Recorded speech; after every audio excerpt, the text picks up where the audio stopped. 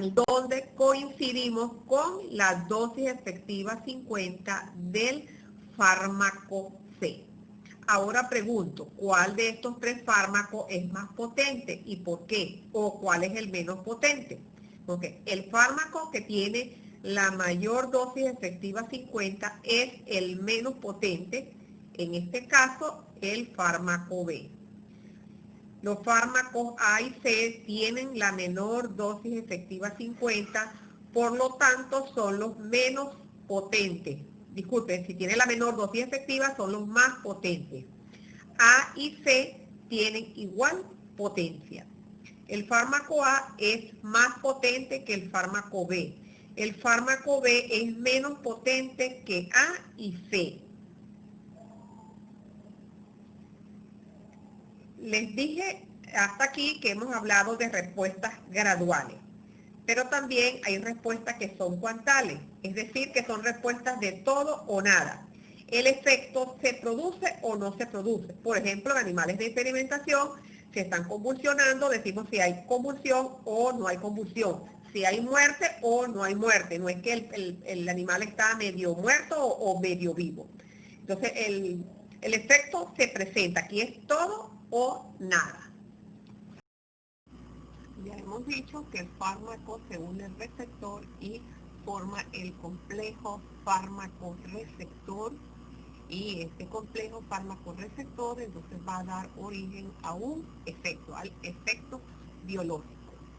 Esta capacidad que tiene el fármaco de producir el efecto lo denominamos K3 o actividad intrínseca o alfa. K3 es igual a actividad intrínseca igual a alfa. Cuando hablamos de K3 es igual a actividad intrínseca, estamos hablando igual de alfa. En base a alfa o a la actividad intrínseca, los fármacos pueden clasificarse en agonistas y antagonistas. Tenemos los agonistas puros, cuyo alfa es igual a 1. Los agonistas parciales, cuyo alfa es mayor a 0, menor a 1. Los antagonistas, alfa igual 0. Y tenemos también los agonistas inversos. Un fármaco agonista puro es un fármaco que se une a un receptor y produce un efecto. Un fármaco antagonista es un fármaco que se une al receptor y no produce efecto. El fármaco agonista se une al receptor y produce un efecto. El agonista puro produce el 100% del efecto. El agonista parcial no produce el 100% del efecto. El agonista inverso produce el efecto inverso al agonista. Los fármacos agonistas tienen afinidad y actividad intrínseca. Los fármacos antagonistas tienen afinidad, pero no tienen actividad intrínseca.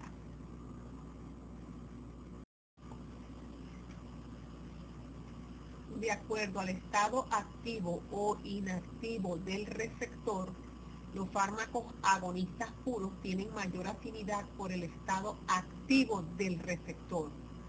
Los antagonistas tienen igual afinidad por el estado activo e inactivo. Y los agonistas inversos tienen mayor afinidad por el estado inactivo del receptor. Aquí ven una curva dosis-respuesta. En el eje de las X el porcentaje del efecto y en el eje de las Y el logaritmo de la dosis. Observamos que el fármaco A produce efecto, el 100% del efecto. Entonces decimos que es un fármaco agonista puro. Es un fármaco que se une al receptor y produce un efecto. Los fármacos agonistas se unen al receptor y producen un efecto. Como produce el 100% del efecto, decimos que es un agonista puro. Tiene afinidad y el alfa es de 1. El fármaco B también se une al receptor y produce un efecto. No produce el efecto máximo. Es un agonista parcial, tiene afinidad y un alfa mayor a 0 y menor a 1. Y tenemos el fármaco C que no produce efecto, entonces es un antagonista cuyo alfa es igual a 0. Veamos ahora las diferentes interacciones farmacodinámicas que pueden darse.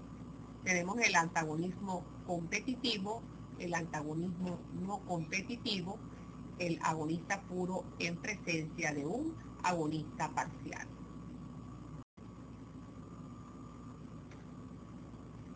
Los antagonistas competitivos se unen al receptor en el mismo sitio de unión del agonista, pero sin activarlo. El agonista y el antagonista compiten por el mismo sitio de unión en el receptor. Concentraciones suficientes de un antagonista desplazarán al agonista del sitio de unión. Utilizando antagonistas competitivos en dosis crecientes, se observa un desplazamiento hacia la derecha en paralelo en las curvas dosis-respuesta. Se observa también que se mantiene el efecto máximo. Aunque la dosis efectiva 50 no está señalada en este gráfico, pueden hacerlo, tal cual vimos en los gráficos, en uno de los gráficos anteriores. Y se darán cuenta que la dosis efectiva 50 aumenta, por lo tanto disminuye la potencia. Otro aspecto importante es que si aumentamos la dosis del agonista, el antagonista puede ser superable, es decir, el antagonismo puede ser superado. Los antagonistas competitivos se utilizan para revertir los efectos de otros fármacos. Por ejemplo, la naloxona se utiliza para revertir la sobredosis de opioides.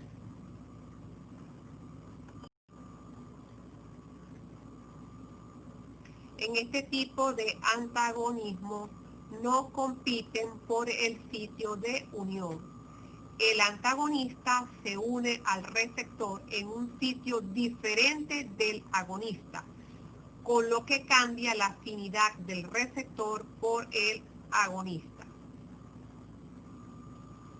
Un agonista en presencia de dosis creciente de un antagonista no competitivo desplaza la curva dosis-respuesta hacia la derecha con una reducción del efecto máximo sin variar la dosis efectiva 50 ni la potencia. La curva dosis-respuesta al agonista puro en presencia de concentraciones fijas y crecientes del agonista parcial muestra para las bajas concentraciones de ambas drogas la apariencia de adicción o sinergia, mientras que en altas concentraciones la imagen es la de un antagonismo competitivo. Un agonista parcial puede comportarse como agonista o como antagonista, de acuerdo a las circunstancias funcionales y a las dosis utilizadas.